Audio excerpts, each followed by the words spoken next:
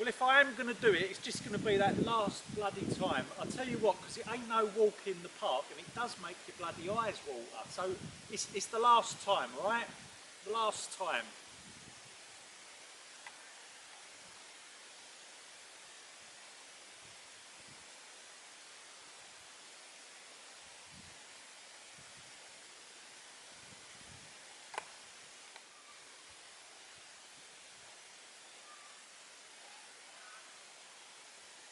Hi, you everyone!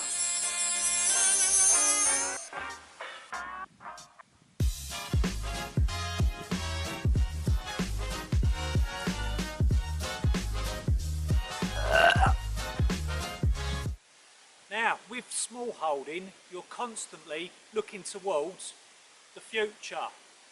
And this is us looking towards the future and getting ready for winter. Let's go.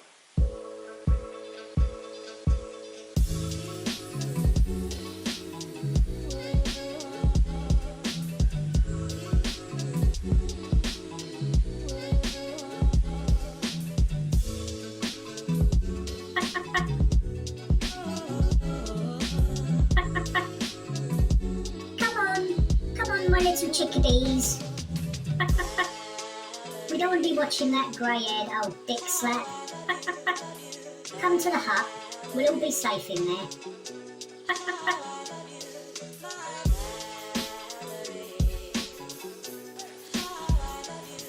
Put shut your beak. Do you know there's still a chicken shortage going on at Nando's and KFC? Piss off, you idiot.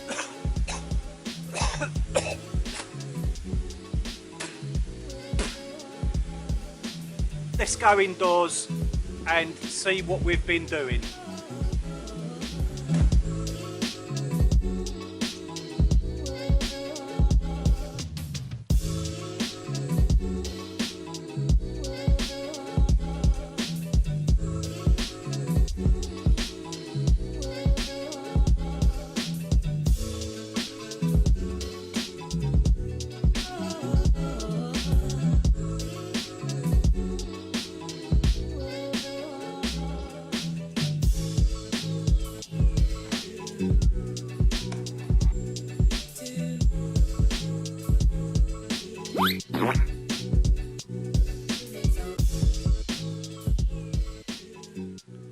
So we've got a lot more of these plums than what I thought. There's like a sort of a bullous type sweet plum, and I think we're going to have to make some jam and some wine. So I'm going to get ready to wash these, de-stone them and boil them up.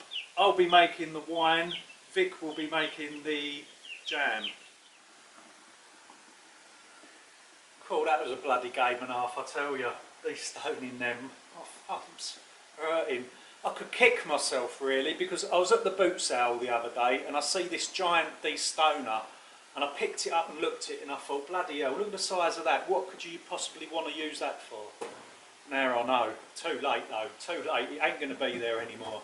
Now when making fruit wines, or what I like to call country wines, I normally use 1 bag of sugar, which is like a kilo, 1 kilogram of sugar.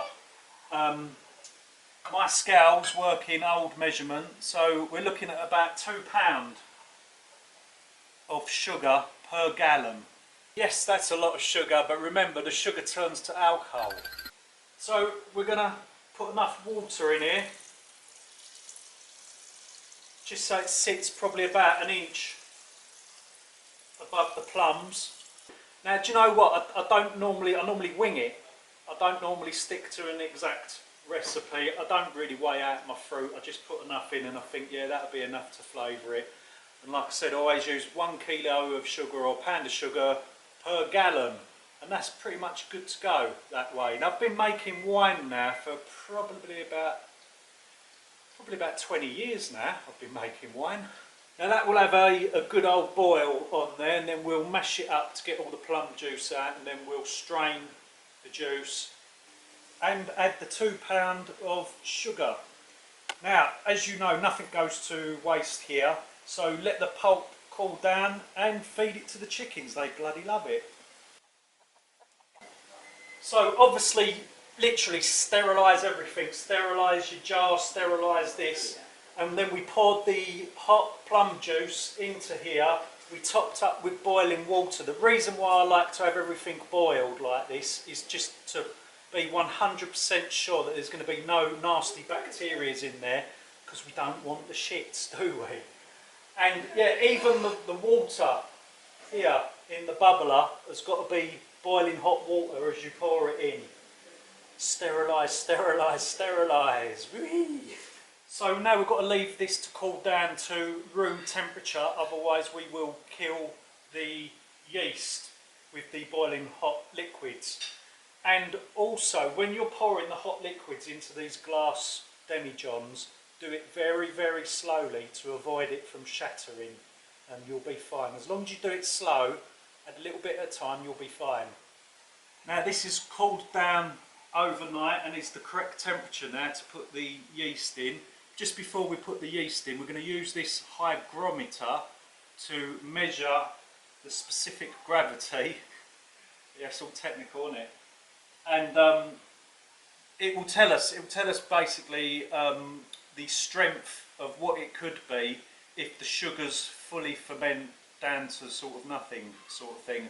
Or you could stop the fermentation earlier using fermentation stopper, and it won't be as strong. But I like a bit of a dry wine, so we'll let it ferment all the way through. So that measures about 14.5% because it was just sort of floating at the blue bit. Now it was just over a week ago that we put 1 heaped teaspoon of yeast in here, and it is fermenting absolutely lovely. The smell coming from the top is brilliant, and you can just see it bubbling away.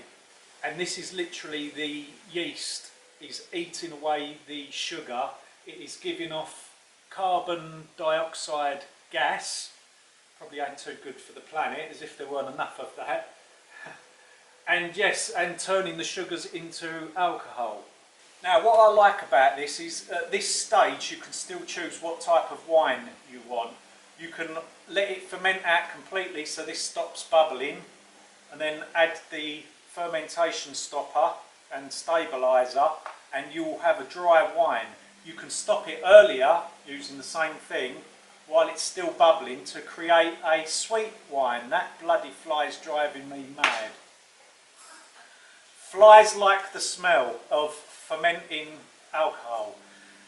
And what you can also do is not bother using this, let this ferment completely out till it stops bubbling, bottle it up into a swing top sort of bottle that's okay for being pressurised, right, and you add a teaspoon of sugar and you can have like a fizzy kind of champagne from it. Something to think about. But I'm going to have this as a normal dry wine.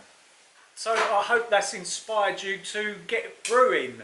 And this is cider, which is going to be in the next video that you'll see. So blackberry season is upon us now, so get out there, pick some blackberries and make some blackberry wine. It comes out amazing. You can almost make it taste like an expensive port. Now I've just been into the polytunnel and we've got a surplus of peppers here. So last year we dried some peppers and they came out really well, but you can also just chop them up and put them in the freezer. Now there is one more thing that I have tried out this year, but I don't know how well it's going to be. Pickled peppers. We'll find out later on in the year how they've come out. That's the first time I've done that. Now these peppers are the very large banana peppers, which you normally find in the supermarkets or stores, being sort of bright red and very sweet. The only problem is it seems like if I leave these to go red, they tend to go rotten. So I'm picking them while they're green. Dried mixed peppers. So these can be rehydrated in boiling water, and then you can put them onto pizzas and things like that. But you can use them dry by putting them straight into curries and things like that. Right, cucumbers. There's not much you could seem to do with a cucumber, I suppose. Or is there?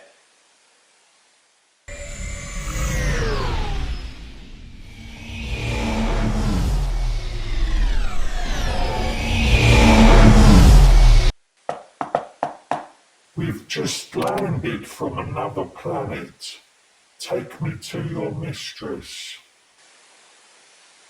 Surely you mean master or leader.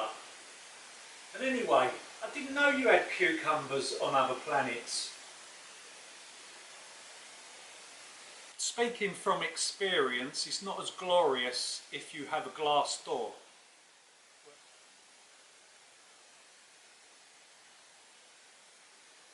So today we are going to turn these into dill pickles or like gherkin slices for putting in burgers and just having with salads and things like that. Come closer.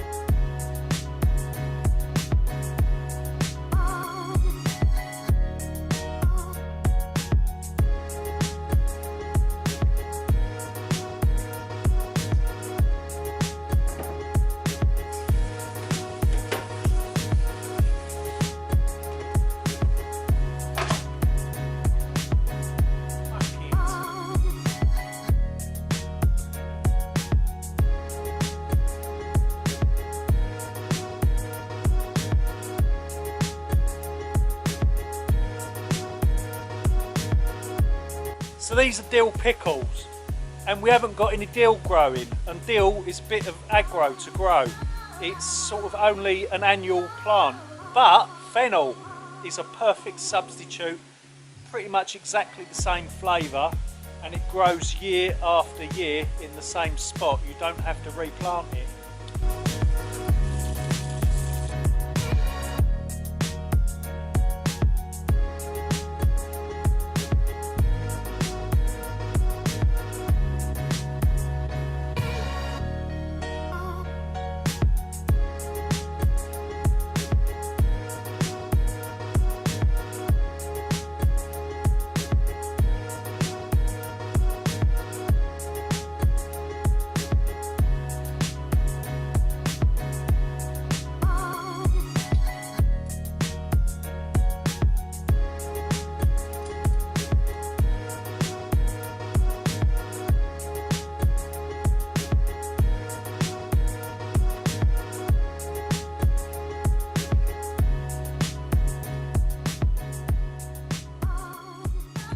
That's it, another 2 more jars for my larder.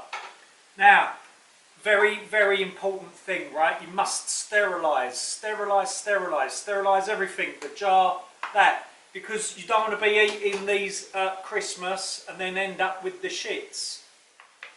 And once the jar cools down, the lid should pop inwards. If it doesn't pop inwards, it's not made a perfect seal, because you've got to create like a vacuum in there.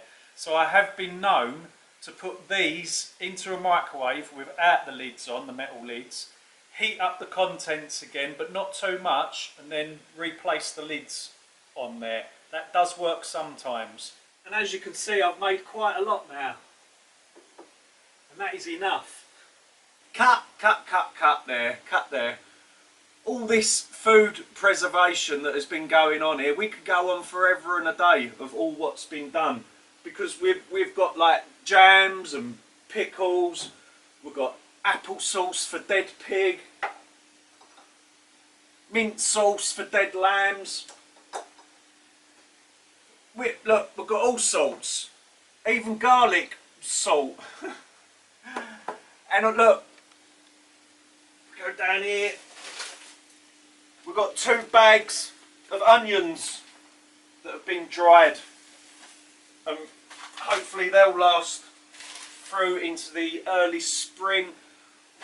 We've even filled these up with blanched vegetables in the freezers. So, no more veg preserving on this video.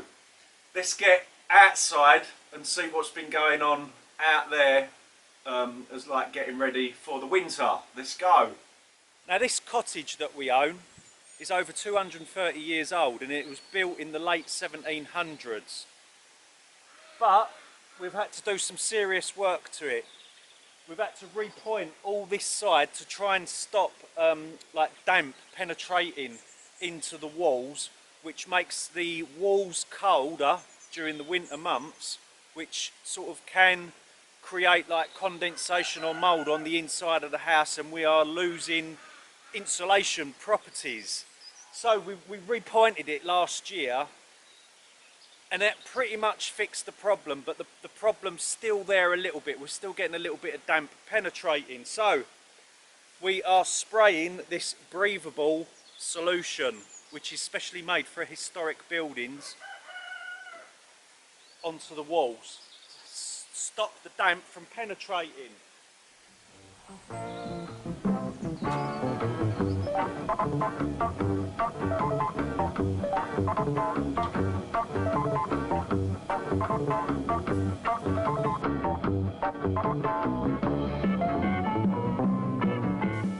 Now hopefully that sorts the problem out completely and keeps our house a little bit warmer over the winter months.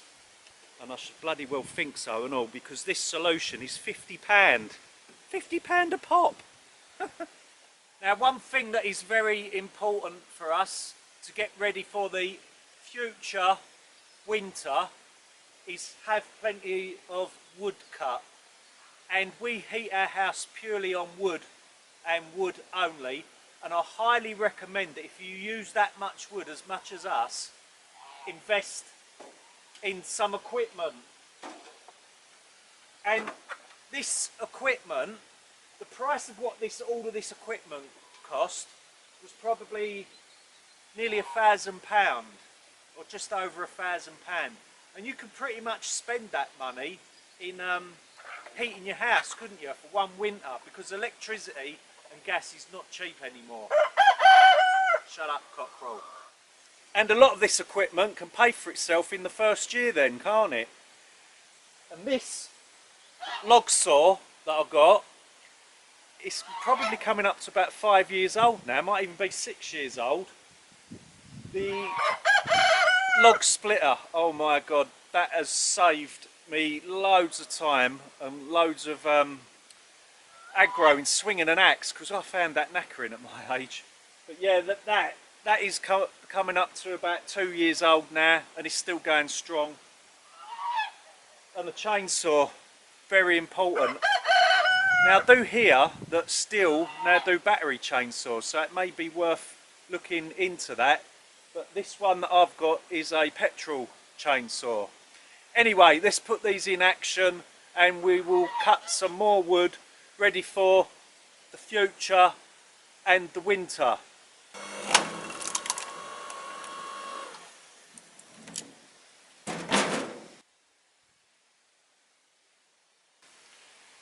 Log splitting made easy, eh? Oh, I love this machine. So the petrol chainsaw, look, there's the model number. If anyone wants to know what model I've got, basically this was one of the cheaper versions that they sold. So let's get this started and do a little bit of cutting. Oh yeah, what I would like to say is make sure you get all the safety equipment if you're going to play around with chainsaws.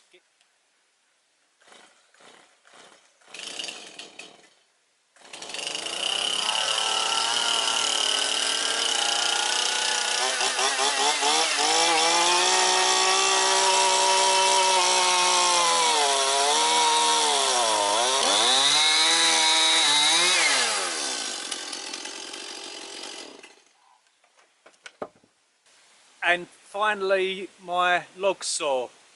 This is a Woodstar SW41 if anyone wants to look that one up, and if they want to get it, I highly recommend this one. It wasn't that expensive, and I've had it for many years now. I've had it for about 5-6 years, I think, and it has really served me well.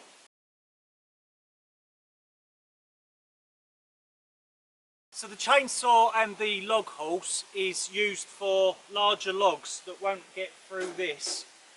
And you can see what sort of diameter this is good to cut.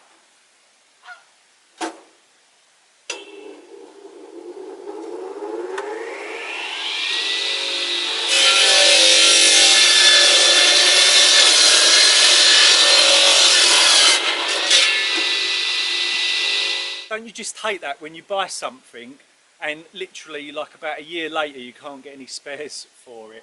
Well, I always do my research now and I make sure that the spares will be readily available. So all of this equipment does come at a price, and really the more stuff you have, the more money you have to spend in trying to keep it in good running order, which can be a bad thing in a way.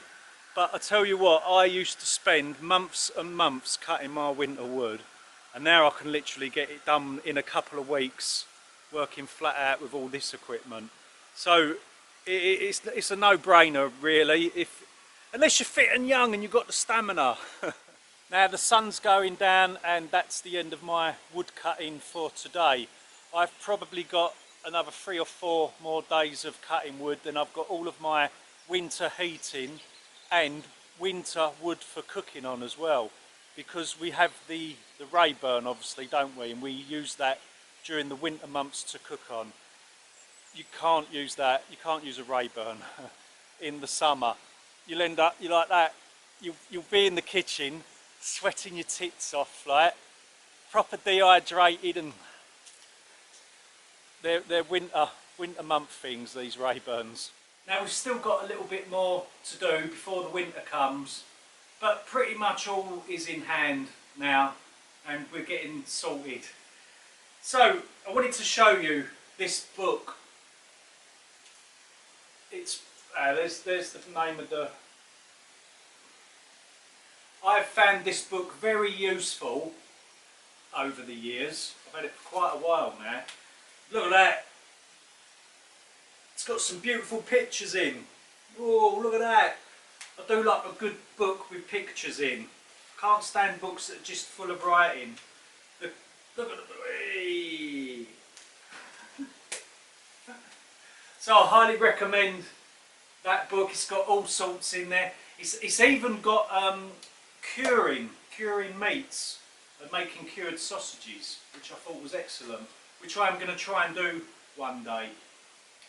Now I know what people are going to say in the comments is that I don't really do much canning or fermenting of foods. It's something I might try in the future, but at the moment I'm just sticking to the pickling and the drying and the freezing of foods. It's something I can get into the future when I am a bit more educated about it as well. I haven't got a clue about any of it. Now this bit is for Brian. Oh my god, Brian, you've got super eagle eyes. He wanted to know, Brian, look, this is how I made my drinker. What it is it's a plastic bottle, and I've drilled a hole in there, and then I used a glue gun to make that disc up that sits there. And when the water reaches the hole, it stops bubbling down. And obviously you can just get, these are called ramekin dishes. This one I think had patty in from somewhere that we brought ages ago. But anyway, yeah, that's how I make little drinkers for free. Because you know me, I'm as tight as a camel's chuff in a sandstorm, eh? So what else have we got here? These are the things I've got to mention. Now I've got a little thank you to do, and it's thank you to Jordan and Becky, because they came to stay in our caravan and they brought quail's eggs with them, and they said that they will hatch And my God, the hatch fertility rate was like nearly 100%. These are very lively little creatures. I can't really let go too much. You can see that. There's all different colours in there. There's like grey ones. Ooh, nearly lost it. There's grey ones in there and yellow ones and brown ones. So thank you, Jordan and Becky, for that. Thank you so much. They'll be released into our quail pen over the other side very, very soon. We've just got to wait for them to get a little bit more bigger so they won't sort of squeeze through any little gaps. Also, I wanted to talk about this year's growing season compared to other years, which is what someone else asked me to comment on.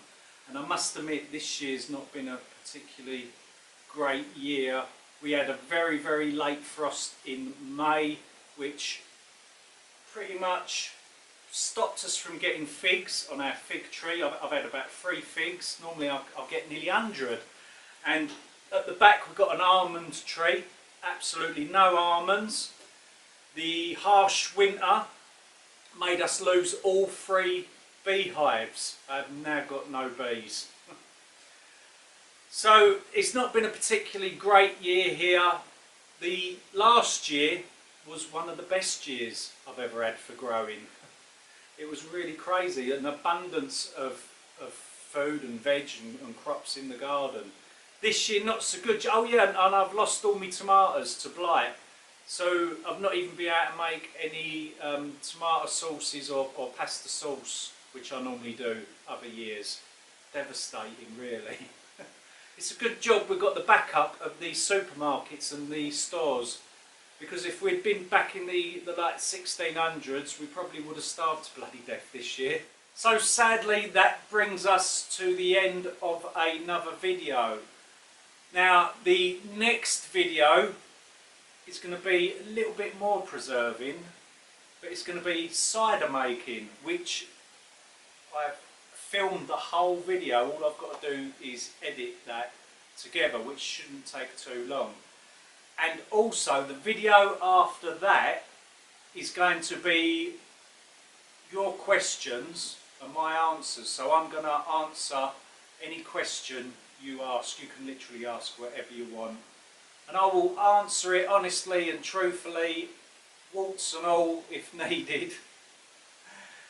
Yeah, so that will be on the video after that. So when I put the cider video up, I'll remind you again, but the cider video, underneath that will be your questions, and then we can go through that afterwards. So the cider video should be up within about a week and a half, I'm guessing. I'm going to try and put some videos out a bit more often now, because I've got plenty of ideas thanks to you lot. And I'm going to keep returning to that video to read the comments, to get all the ideas off of that and make the videos. So thank you. That's it for now, and I will see you on the cider video. Take care, and I'll see you real soon.